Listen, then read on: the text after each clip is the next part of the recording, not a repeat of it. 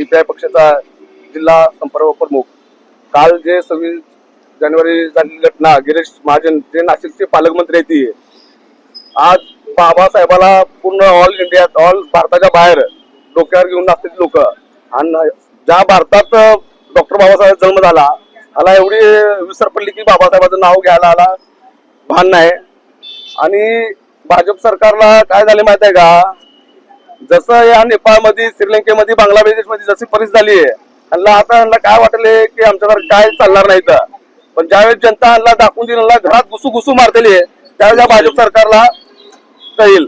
आणि भाजप सरकारने त्याच्यावर निलंबनाची कारवाई करावी ही प्रामाणिकपणा आम्ही डीपीआय वतीने आम्ही मागणी करणार आहे. आम्ही कलेक्टरला पण निवेदन देणार आहे आणि पालकमंत्री गोरे साहेबांना आम्ही निवेदन देणार आहे.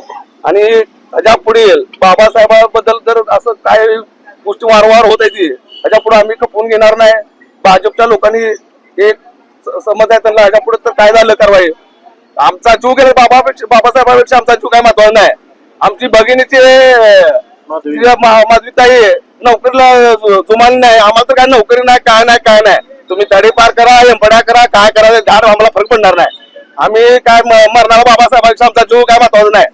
काय यांना घरात घुसून मारायची ताकद आमच्याशी. त्या भीम सैनिक एकत्र होईल ना, यांना ताकद त्याच्याशिवाय करणार नाही. येणाऱ्या काळात आम्ही या भाजपच्या सरकारला आम्ही दाखवून देऊ.